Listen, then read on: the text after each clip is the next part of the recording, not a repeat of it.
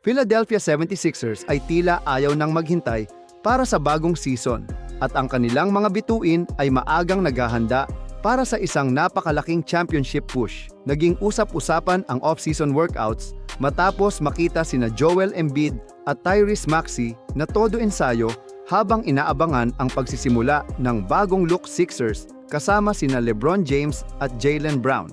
Mas naging exciting ang paghahanda dahil hindi lang basta bagong roster ang binuo ng Philadelphia. Mayroon silang LeBron, Brown, Embiid, Maxey at VJ Edgecombe, isang grupo na nagbibigay sa kanila ng napakalaking star power at iba't ibang paraan para umatake. Ang malaking challenge ngayon ay chemistry. Kailangang matutunan ng mga superstar kung kailan sila magiging scorer, playmaker o off-ball threat. Kailangan ding maging healthy si Embiid at maayos na ma-manage ang workload ni LeBron para maging handa sila kapag dumating ang playoffs at hindi magiging madali ang simula ng season.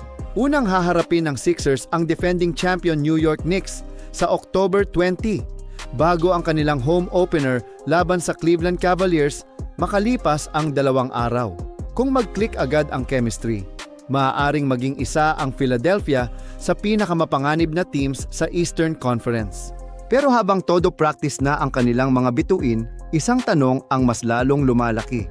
Handa na ba ang bagong look Sixers para habulin ang championship?